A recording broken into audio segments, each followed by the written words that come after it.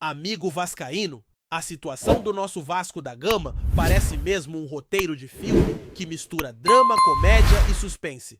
Tudo ao mesmo tempo. E não pra por aí. Nas últimas horas surgiram mais problemas, mais bastidores polêmicos e até provocações que deixam qualquer torcedor indignado. Então se prepara porque hoje o dia tá fervendo com informações de bastidor Copa do Brasil Sul-Americana e até treta interna entre jogadores. Sem enrolação, bora falar de Vasco. Vamos começar por um assunto que pegou muita gente de surpresa, o tal transfer ban. Pois é, o Vasco tinha conseguido se livrar da punição da FIFA, que impedia contratações, mas adivinha, bateu de novo na porta.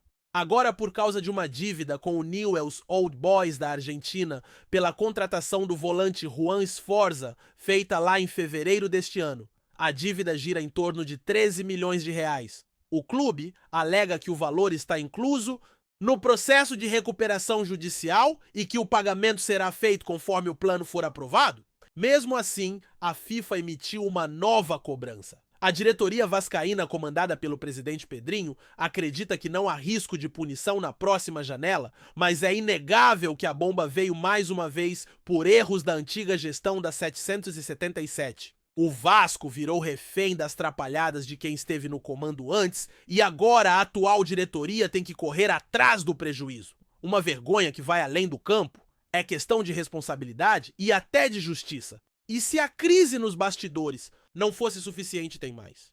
A gente viu nos últimos dias algo que machuca o torcedor de verdade. O Vasco virou motivo de comemoração para dirigente de time pequeno. Primeiro foi o presidente do Operário vibrando por enfrentar o Vasco na Copa do Brasil. Agora foi a presidente do CSA comemorando o sorteio que colocou o time dela contra o Gigante nas oitavas de final. Sim, o Vasco virou o adversário dos sonhos de times menores. É revoltante. Isso mostra o quanto a imagem do clube foi reduzida nos últimos anos. O CSA pode até vibrar, mas tem que vir para jogar bola. E o Vasco tem a obrigação de atropelar, de impor respeito, de mostrar que ainda é grande. Não dá para aceitar essa diminuição da instituição. É passar o carro mesmo como fez com o Operário. Ainda sobre Copa do Brasil, o Vasco enfrenta o CSA com o jogo de ida fora de casa e a volta em São Januário. É o tipo de confronto que o Vasco precisa encarar com seriedade, mas também com a confiança de quem sabe que pode ir longe. E não é só na Copa do Brasil que o caminho está traçado na Sul-Americana, também já temos confronto definido, Independiente Del Valle nos playoffs. O primeiro desafio é complicado, não dá para negar. Os equatorianos são líderes do campeonato nacional e têm muita qualidade. Mas passando deles, o cenário muda. O adversário seguinte seria o Musuque Runa, que está na vice-lanterna do mesmo campeonato. Um confronto acessível. Se passar das oitavas, o Vasco pode encarar times como Huracan, Santo Antônio Bulobulo ou Once Caldas nas quartas. Todos eles dentro do nível que o time pode competir. Mas aí vem o X da questão à altitude. Todos esses confrontos possíveis são em cidades com altitudes altíssimas. Começa com 2.850 metros em Quito contra o Del. Vale depois sobe para mais de 3.600 metros se for encarar o Bolívar na semifinal. É desumano, a bola não corre, o corpo sente e a vantagem dos times da casa vira enorme. Então, além do futebol, tem que ter preparação física, logística e inteligência para lidar com essas viagens. Mesmo com adversários tecnicamente mais fracos à altitude, é um fator que pode virar o jogo. E olha que a Sul-Americana virou uma das prioridades. O Vasco tem chances reais de chegar longe, mas para isso precisa de elenco. O que nos leva a outra questão, reforços.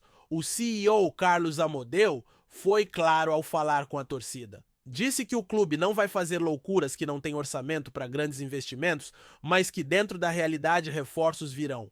O torcedor quer nomes de peso, quer gente que chegue para resolver. E mesmo que a realidade financeira pese o mínimo que se espera, é um elenco competitivo. O atual grupo tem limitações claras, não é um elenco ruim, mas falta profundidade, principalmente se quiser disputar duas competições ao mesmo tempo e sonhar com títulos. É o momento de agir com inteligência, contratar bem pontualmente e com responsabilidade. Não dá para repetir os erros do passado.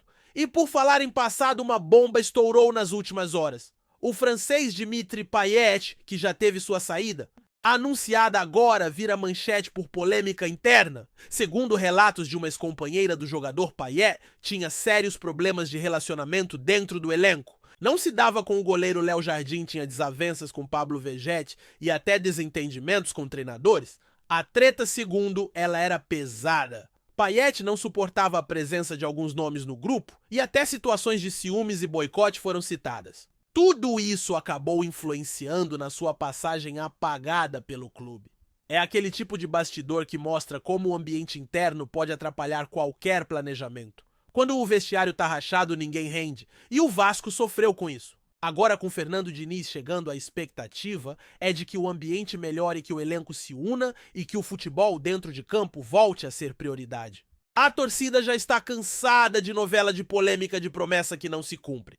Quer ver resultado, quer ver o Vasco jogando como time grande. Chega de sustos, chega de crise, chega de ser motivo de piada. Tá na hora de virar a chave e voltar a ser protagonista. E enquanto o clima fora de campo segue pegando fogo, tem também coisa boa acontecendo. O lateral Puma Rodrigues, por exemplo, foi convocado mais uma vez para defender a seleção do Uruguai nas eliminatórias para a Copa do Mundo.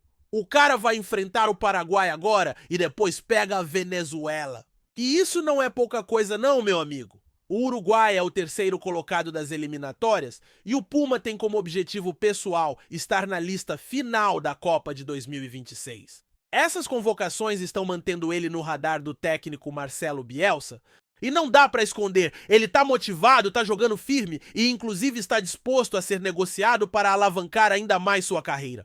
E o torcedor já sabe como é isso. Quando um jogador quer sair para seguir um sonho, a gente até entende, mas também sabe o quanto ele pode fazer falta. A diretoria precisa estar ligada. Se o Puma for embora, tem que trazer alguém à altura. Não dá para ficar improvisando ainda mais quando se tem chances reais de brigar por título. Tanto na Copa do Brasil quanto na Sul-Americana, o Vasco tem um caminho acessível, mas sem elenco reforçado, esse sonho pode virar pesadelo rapidinho.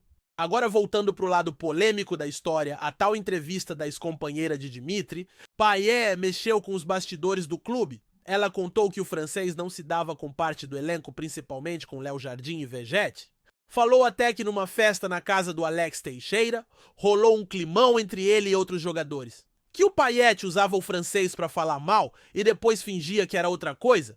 Que ele não curtia ver o Vegetti ganhando protagonismo e se incomodava com o destaque que os outros tinham. Se isso tudo for verdade, mostra que a passagem dele por São Januário foi marcada não só por baixo rendimento em campo, mas por um vestiário completamente rachado. E se você achava que as polêmicas acabavam aí, ainda tem mais? A relação de Payet com o goleiro Léo Jardim, segundo ela, era quase nula. Ele não suportava o goleiro, fazia piadas, debochava. E isso se refletia no dia a dia. Um elenco que tem esse tipo de clima nunca vai render tudo o que pode. O futebol de alto nível exige união, parceria, confiança. Quando um jogador quer se sobressair individualmente e tenta derrubar os outros por inveja ou vaidade, o grupo desanda. E o Vasco pagou caro por isso. Mas ao que tudo indica, essas figuras já estão fora do clube ou de saída. E agora é hora de reconstruir o ambiente. E nessa reconstrução entra a figura do presidente Pedrinho. O torcedor deposita muita confiança nele e ele precisa corresponder. A situação financeira é difícil, mas é nessas horas que se mostra liderança? Não adianta só prometer reforços se eles não vierem. E não adianta só contratar se não forem nomes que cheguem para mudar o patamar do time. O torcedor do Vasco quer voltar a ser respeitado, quer ver os adversários temendo enfrentar o gigante. E isso só vai acontecer se o clube se organizar dentro e fora de campo. O caminho até a final da Sul-Americana está desenhado. O CSA na Copa do Brasil é adversário acessível. Mas nada disso adianta se o elenco não tiver força, se o ambiente não for bom, se a mentalidade seguir pequena. O Vasco precisa urgentemente de uma injeção de confiança, de bons reforços, de uma postura agressiva dentro de campo. A torcida quer isso. Quer raça, quer entrega, quer resultado. Então fica o recado, a diretoria tem que agir. Os problemas da antiga gestão não podem mais servir de desculpa. O Vasco é gigante, tem camisa, tem torcida. E tem chances reais de conquistar títulos. Basta fazer a coisa certa. Chega de vexame, chega de ser motivo de festa para dirigente de time pequeno. A hora de reagir é agora. E se tem uma coisa que o torcedor vascaíno precisa entender nesse momento, é que a reconstrução do clube não vai acontecer da noite para o dia. A atual gestão pegou em um cenário desolador, com dívidas se acumulando, credores batendo na porta.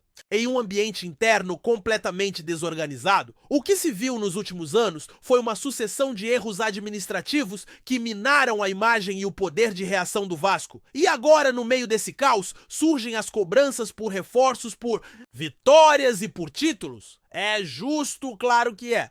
Mas também é preciso ter consciência de que para levantar um gigante primeiro é preciso firmar o chão. E é isso que a atual diretoria parece estar tentando fazer: reorganizar a casa, limpar o nome do clube e, dentro das possibilidades, montar um time competitivo. Mas o futebol não espera. A bola rola toda semana e os resultados definem a narrativa. O torcedor quer vencer agora, quer resposta dentro de campo, quer um time que honre a camisa. E aí entra o grande desafio de conciliar responsabilidade com ambição. O discurso do Carlos Amodeu pode até soar duro, mas ele foi sincero ao dizer que o clube não fará loucuras na próxima janela, que vai contratar dentro da realidade. Isso pode não empolgar, mas é necessário. Melhor ser transparente agora do que vender ilusão e depois decepcionar. Só que ser responsável não significa ser passivo. O Vasco precisa ir ao mercado com inteligência, olhar para posições carentes e buscar jogadores com fome e com vontade de vestir essa camisa. Chega de contratar medalhão em fim de carreira, jogador com histórico de lesão ou que vem só para pegar o último contrato gordo. O Vasco precisa de atletas com perfil competitivo que somem no grupo e ajudem a reconstruir o respeito perdido. E é justamente isso que o torcedor quer ver: atitude. Porque quando uma dirigente do CSA comemora publicamente por enfrentar o Vasco, é um tapa na cara da história. É um retrato do quanto o clube foi diminuído. E isso só vai mudar dentro de campo, com vitórias, com postura, com imposição. O Vasco precisa se fazer respeitar de novo. Precisa entrar em campo e mostrar quem manda. Não é só vencer, é vencer com autoridade. E falando em campo, o momento exige que jogadores como Vegetes, Zé Gabriel, Puma Rodrigues e até o próprio Léo Jardim assumam a responsabilidade de liderar esse elenco. São caras que já provaram ter qualidade e precisam puxar a fila. Porque não dá mais para depender de lampejos ou de jogadores que vivem de nome. O Vasco precisa de um time que funcione coletivamente, que saiba sofrer quando for necessário, mas que tenha personalidade para propor jogo. A Sul-Americana está aí com um caminho possível até a semifinal.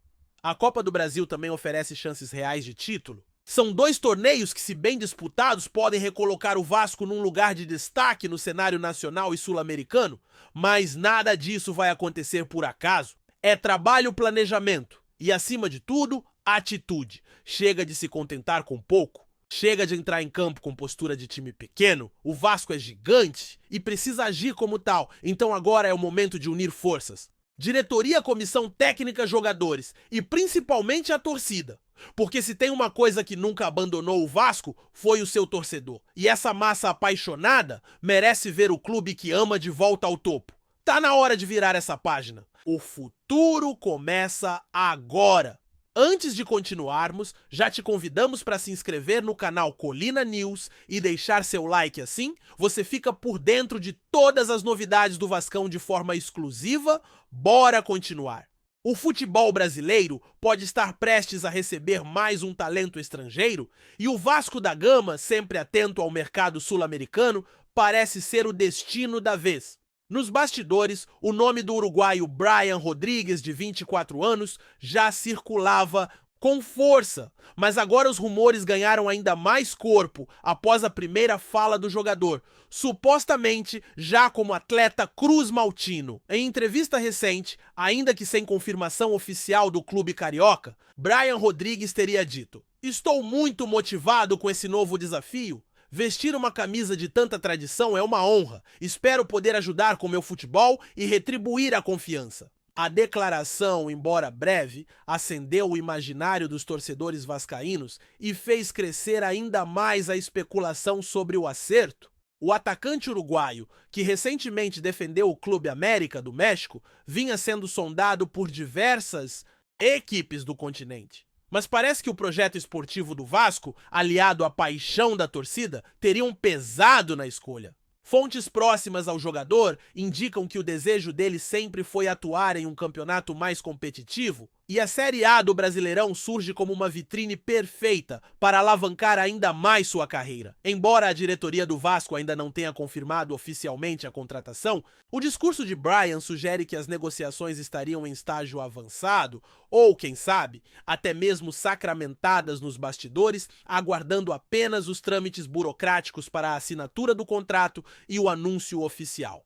Nas redes sociais, torcedores do Vasco não esconderam a empolgação. Muitos já projetam Bryan como uma peça importante no esquema ofensivo da equipe, imaginando-o formando uma dupla veloz e habilidosa com Adson ou Payet, dependendo do esquema tático adotado por Ramon Dias. Outros, mais cautelosos, aguardam a confirmação oficial, mas não negam que a simples possibilidade já anima um clube que busca reforços para se consolidar na parte de cima da tabela. Enquanto isso, a imprensa esportiva segue atenta aos próximos movimentos do mercado e do clube de São Januário, que nos últimos anos vem mostrando apetite para contratações de impacto. Se a chegada de Bryan Rodrigues se concretizar, será mais uma demonstração clara da ambição do Vasco de recuperar o protagonismo no futebol brasileiro e sul-americano.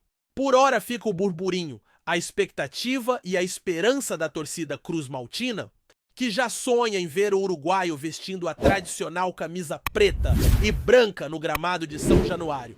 Trazemos notícias atualizadas do Vasco todos os dias. Inscreva-se no nosso canal e dê um like para continuar recebendo notícias exclusivas. Compartilhe também a sua opinião sobre essa notícia nos comentários, isso é muito importante para o Vasco da Gama. Até o próximo vídeo!